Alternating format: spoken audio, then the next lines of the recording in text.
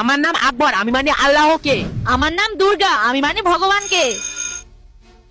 দুর্গা, তুই প্রত্যেকদিন খাওয়ার আগে হাত জোর করে কি করিস? আমি ভগবানকে প্রণাম জানাই, যিনি আমাকে এই খাবারগুলো দিয়েছেন। আকবর, তুই প্রত্যেকদিন খাওয়ার আগে হাত উপরে করে কি করিস? আমি আল্লাহকে শুকরিয়া জানাই, যার ইবাদতে আমি এই খাবারগুলো পেয়েছি। বিসমিল্লাহির রহমানির রহিম।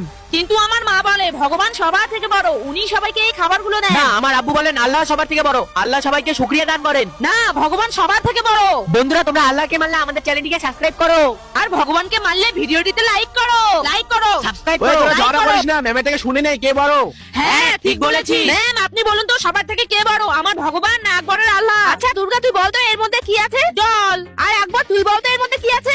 ম্যাম, পানি। এবার দুজনে বলতো ইংরেজিতে কি বলে? Water। তোদের যখন পিপাসা লাগে তখন কি তোরা ভাবিস সেটা জল না পানি? তখন তো তোদের পিপাসা মিটলেই হলো। ঠিক সেরকম তোর আল্লাহ আর তোর ভগবান একটাই, শুধু মানুষ আলাদা আলাদা জাতির জন্য আলাদা আলাদা নাম হয়েছে। ঠিক সেরকমই তো আর তোরা মুসলিম, তোরা দুজন ভালো বন্ধু। তাহলে বলতো তোরা দুজন কে? আমরা দুজন ভালো বন্ধু।